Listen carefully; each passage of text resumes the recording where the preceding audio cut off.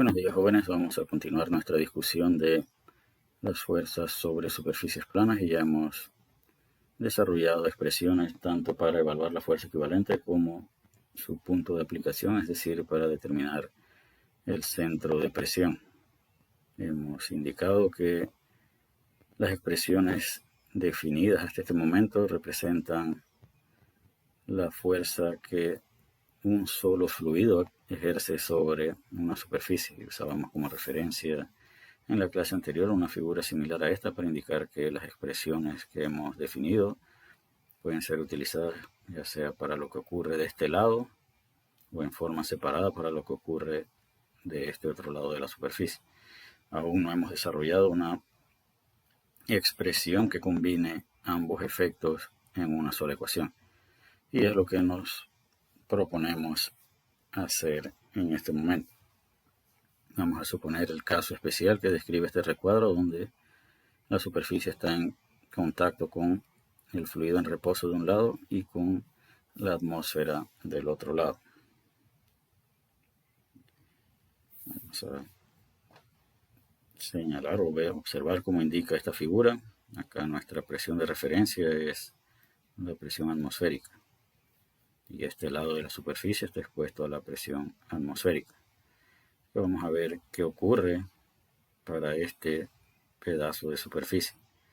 De este lado va a actuar una fuerza que tiene que ver con el área y con la presión atmosférica, y de este lado va a haber una fuerza idéntica, es decir, las partes de toda esta pared que están sometidas a una fuerza neta de presión va a estar definida de aquí para abajo.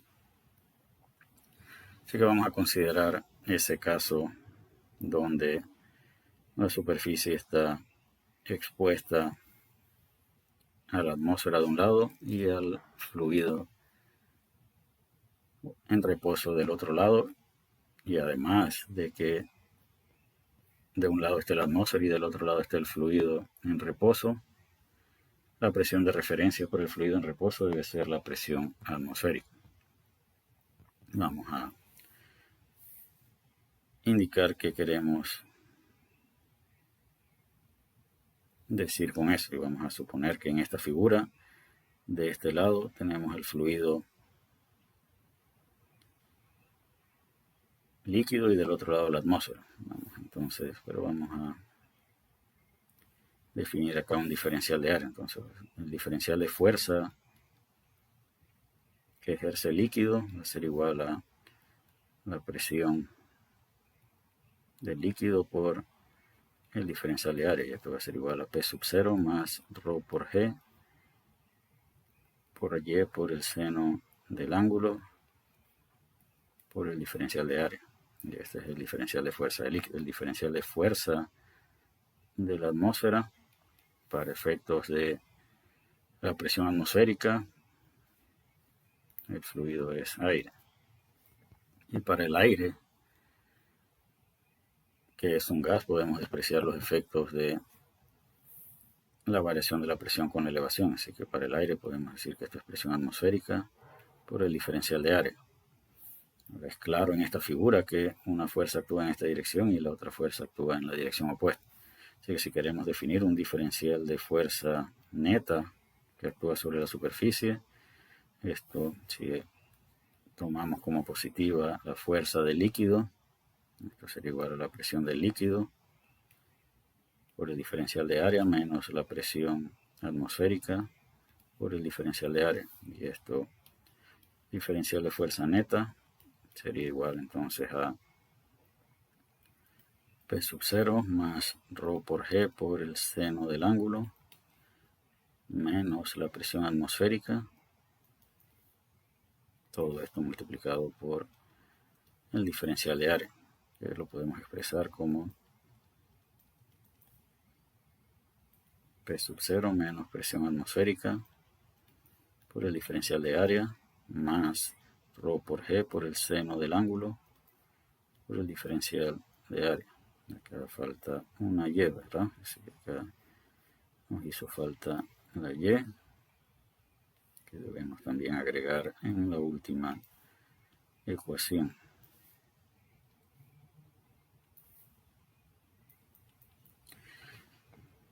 Ahora sí.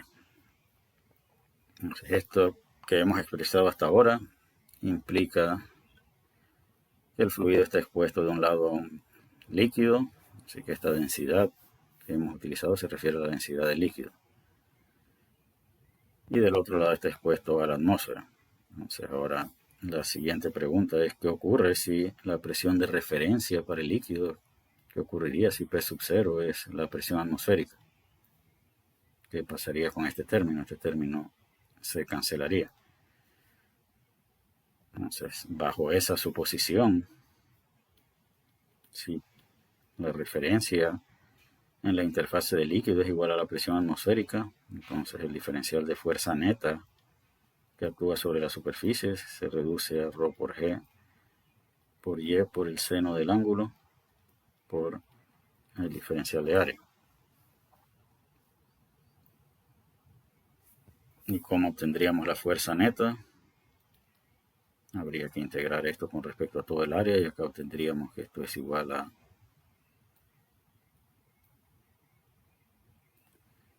ρ por G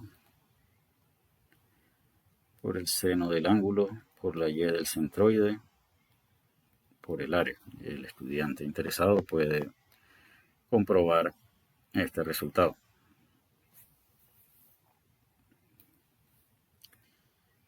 Que podemos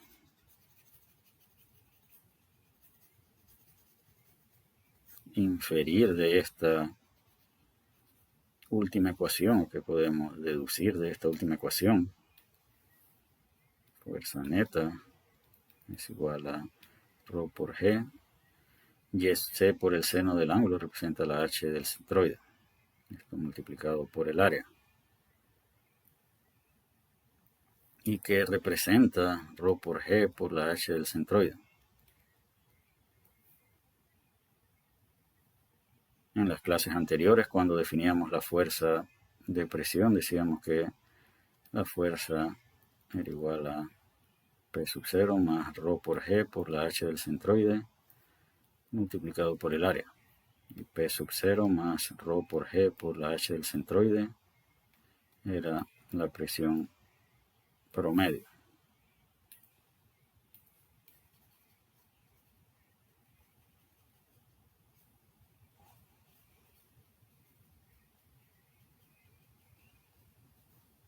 Bien, ahora hemos estado trabajando bajo el supuesto que P sub 0 es igual a la presión atmosférica. Por lo tanto, para un fluido cuya presión de referencia sea la presión atmosférica, la presión promedio sería igual a P atmosférica más ρ por G por H del centroide. Si restamos presión promedio menos la presión atmosférica, obtendríamos ρ por G por la H del centroide, que es lo que hemos encontrado aquí. Así que este ρ por G por H del centroide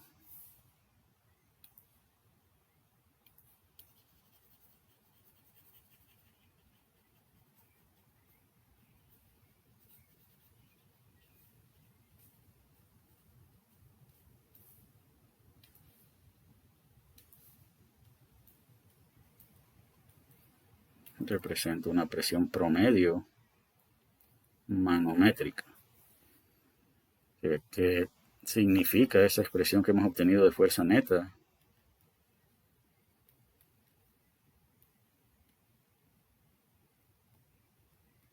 Que la fuerza neta que actúa sobre una superficie que por un lado está expuesta a un líquido y por el otro lado está expuesto a la atmósfera, y la interfase del líquido también está expuesta a la atmósfera, es función de la presión promedio manométrica. Entonces, muchos libros de texto trabajan con presión manométrica al evaluar las fuerzas sobre superficies planas. Sin embargo, de lo que hemos deducido en este punto, para poder utilizar la presión manométrica o la presión como La manera de determinar una fuerza única implica que de este lado tenemos un fluido cuya interfaz está expuesta a la atmósfera. Entonces, sigo. ¿En qué otra manera podemos usar presión manométrica? Si vamos a usar presión manométrica y tenemos la superficie expuesta en dos fluidos, entonces debemos usar presiones manométricas a ambos lados.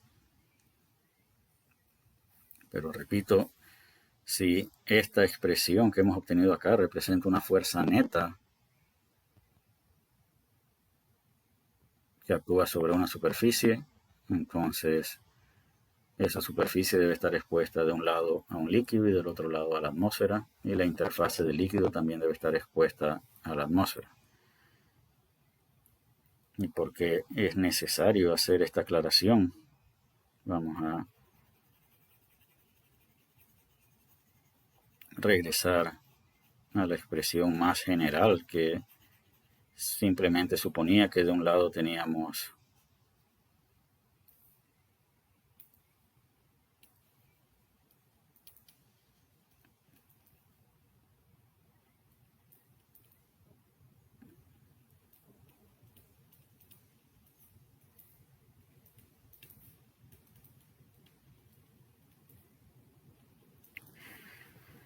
esta era la expresión más general que obteníamos, donde P sub 0 es la presión de referencia del fluido. Ahora veamos qué ocurre si este lado, esto estuviera acá cerrado y acá tuviéramos aire presurizado a una presión P sub 0 mayor que la presión atmosférica. Si esta presión en la interfase del líquido es diferente a la presión atmosférica, ya estos dos términos no se cancelarían.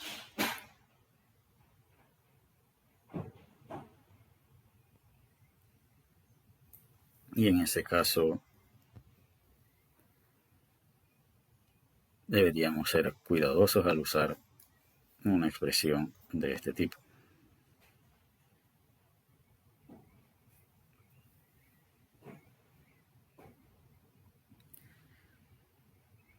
Y en ese caso quizás el uso de las presiones manométricas sería de utilidad.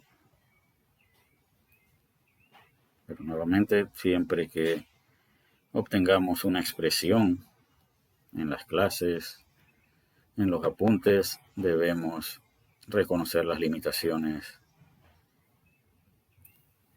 de esas expresiones que acabamos de decir que esto es presión atmosférica.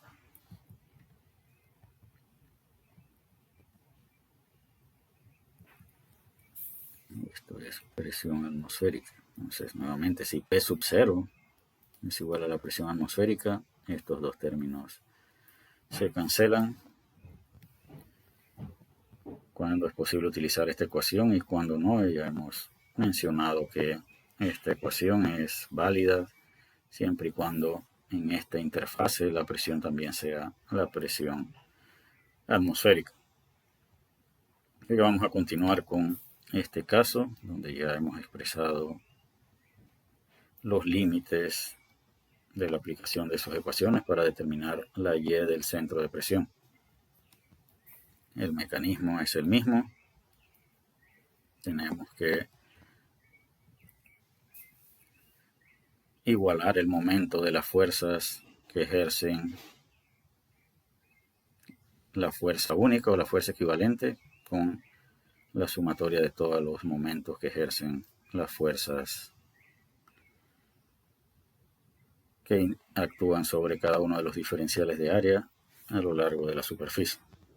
Así que nuevamente esto define el momento de inercia con respecto al origen, que debemos transportarlo al centroide, recordando que es el momento de inercia con respecto al centroide el que vamos a obtener en las tablas. Y para este caso especial, entonces, las expresiones son bastante simplificadas para determinar la Y del centro de presión y la Y y la X del centro de presión, perdón. Así que estas expresiones son mucho más simples que las que vimos en la clase anterior, donde solo considerábamos la fuerza del líquido y despreciábamos o no considerábamos la fuerza del otro lado, que para este caso es la misma presión de referencia del fluido. Ahora, eso también puede ser aplicado en un caso donde todo esto esté cerrado.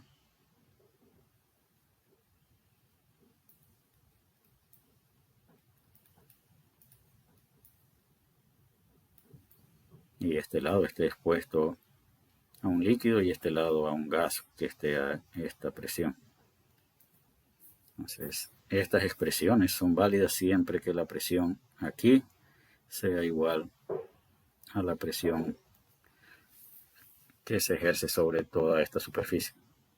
Definitivamente, si tenemos dos fluidos, dos líquidos, no podemos usar estas expresiones. Vamos a ver ahora qué ocurre cuando tenemos una misma superficie parcialmente sumergida en dos fluidos diferentes. Entonces vamos a ver cómo evaluar la fuerza equivalente que actúa sobre esta superficie. O sea, según esta figura tenemos aceite. Vamos a llamarle a su densidad, densidad 1, y a este densidad 2, o densidad del aceite y densidad del agua. La superficie tiene pues, todo esto y queremos encontrar la fuerza equivalente. Lo vamos a dividir en dos superficies. Si definimos una longitud perpendicular a la pantalla, diríamos que el área 1 es igual a B1 por L, vamos a llamar eso LZ, o L perpendicular a la pantalla. Y el área 2 es igual a B2 por L. Vamos a enfocarnos en el caso descrito por la figura y vamos a encontrar la fuerza resultante 1. La fuerza resultante 1 tiene que ver con la fracción del fluido que está sumergido en aceite. Así que esa fuerza es igual a P sub 0,1, que es la presión en esta interfase, más la densidad del aceite, por G, por la profundidad del centroide de la fracción que está sumergida. La Y de ese centroide debe ser igual a H0 más B1 medio.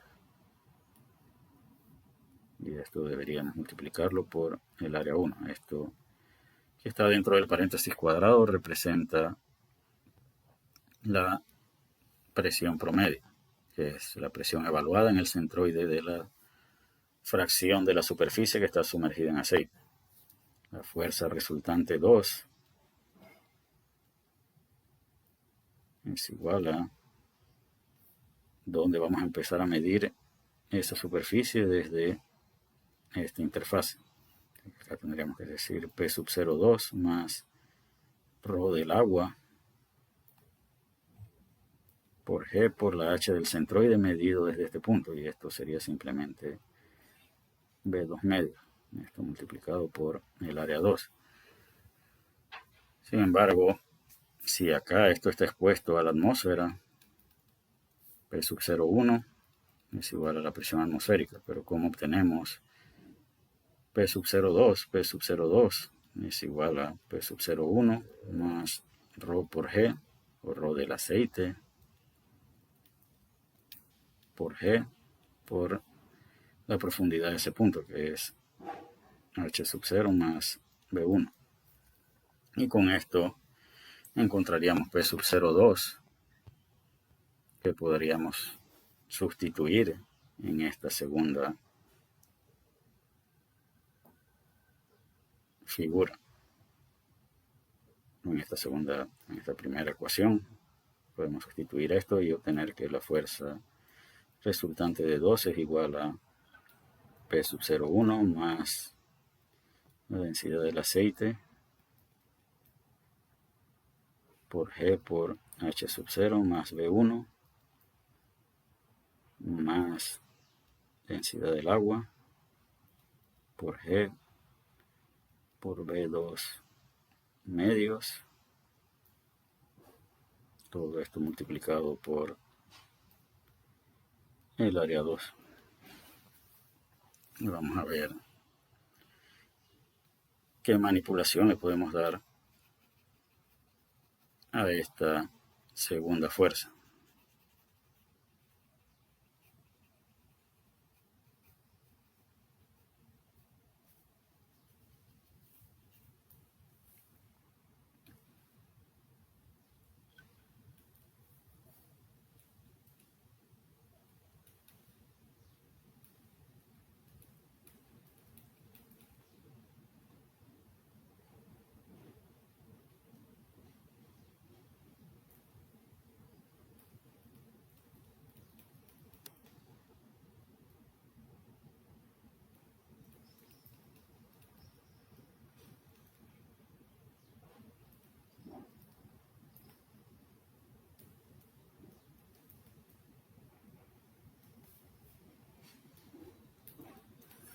Bien, así que acá hemos factorizado la gravedad. Ahora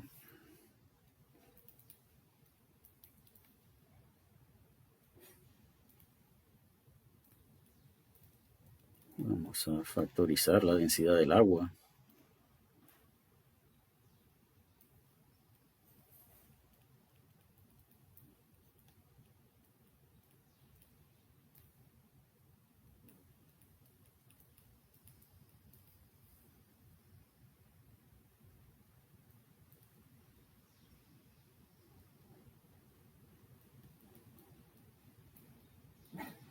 Y esta sería la expresión que obtendríamos. Y vamos a prestar atención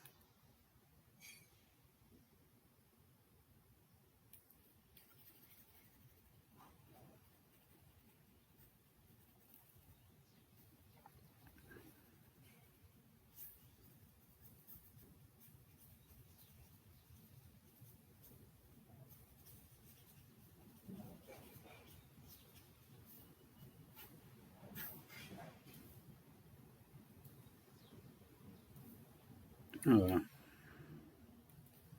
este término donde tenemos rho del aceite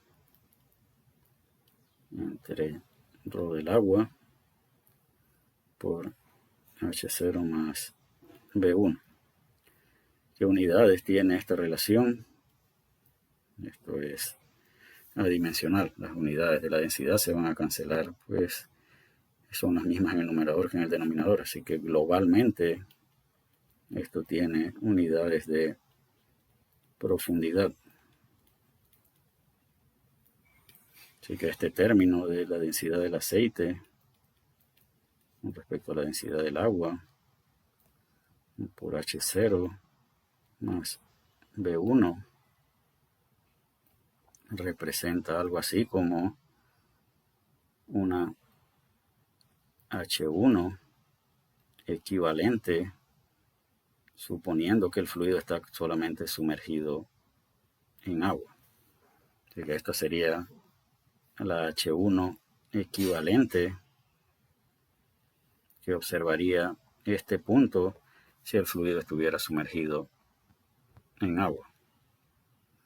Y si tuviéramos que comparar H1 original con H1 equivalente, ¿cuál de estas tres opciones sería válida? De tal manera que podríamos decir entonces que la fuerza resultante en 2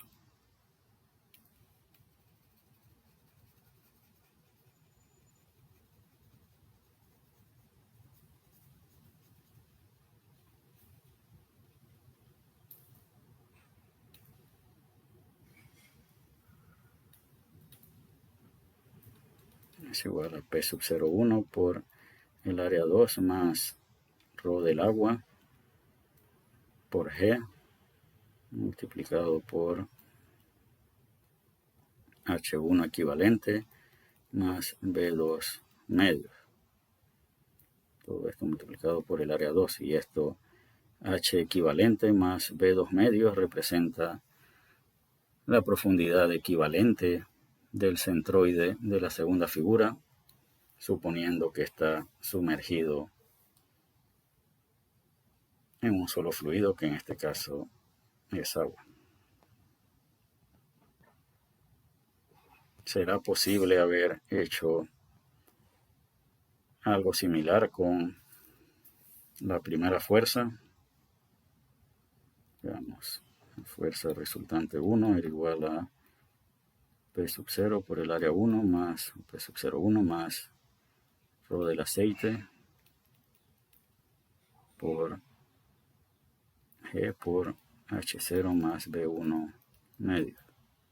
Todo esto multiplicado por el área 1.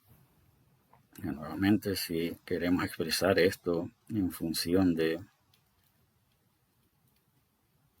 un solo fluido, si queremos llevarlo esto a agua, tendríamos que multiplicar por la densidad del agua y dividir entre la densidad del agua. Lo del aceite por G por H sub 0 más B1 medios dividido entre 2.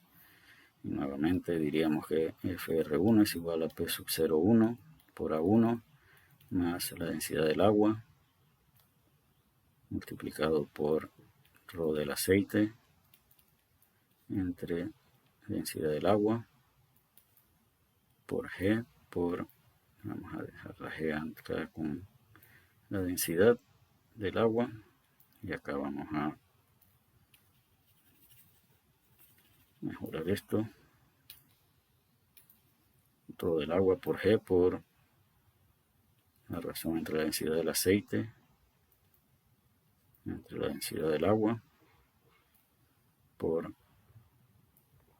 H0 más B1 medios,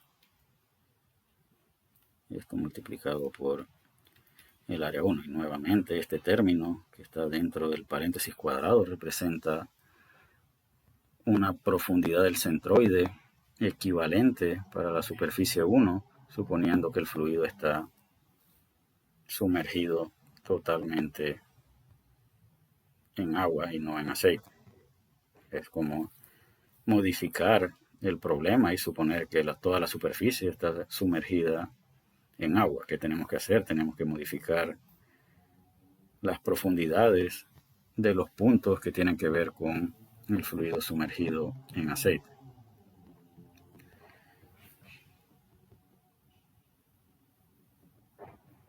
Esto se llama transportar a otro fluido o cambiar el problema a la suposición de que está sumergida en un solo fluido. De esta manera podríamos entonces representar, si a esto le llamamos H equivalente para la superficie 1 o H del centroide equivalente para la superficie 1, podríamos imaginarnos que la superficie está sumergida en otro fluido, en este caso agua, y que la profundidad de su centroide está dada por esa profundidad equivalente. ¿En qué otras aplicaciones de mecánica de fluidos podemos requerir de un concepto similar a este? Nosotros hemos dicho que las unidades de presión son kilopascales en sistema internacional y PSI en sistema inglés. Sin embargo, usted puede que encuentre que las propiedades están dadas en milímetros de mercurio o en pulgadas de agua. Es como yo paso de algo que esto representa una columna de agua, es decir, esto representa las pulgadas de agua. Es la diferencia de elevaciones que en agua produce tal presión. ¿Y cómo hacemos si queremos convertir eso de pulgadas de agua a pulgadas de mercurio? Diríamos que esta diferencia de presiones es igual a ρ por ρ del agua por G por H del agua, y debe ser igual a ρ del mercurio por G por la H del mercurio. Las G se cancelarían y que me quedaría que la equivalencia en pulgadas o en elevación de mercurio sería igual a la densidad del agua entre la densidad del mercurio. Eso no me va a caber aquí, vamos a tener que borrar más arriba.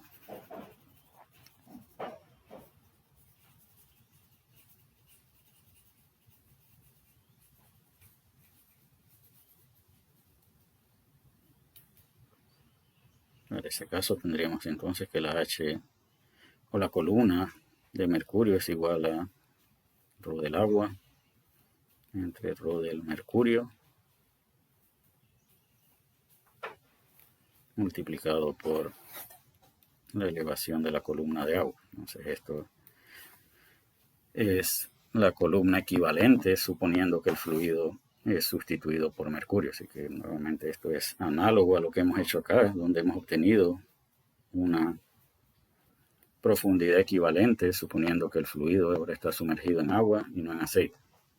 Así que siempre podemos hacer estas conversiones o estas transformaciones para suponernos que el fluido está sumergido en otro fluido. Tenemos que definir profundidades equivalentes. Y es lo que hemos hecho acá en las diapositivas, ya lo hemos descrito manualmente. Nos preguntan por qué la H del centroide de la superficie 2 es la mitad de B2. Es simplemente porque la referencia está justo en el punto donde empieza esa superficie. Esta es nuestra referencia.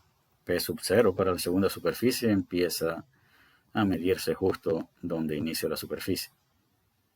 ¿De qué depende P sub 0,2? Depende de P sub 0,1 y de la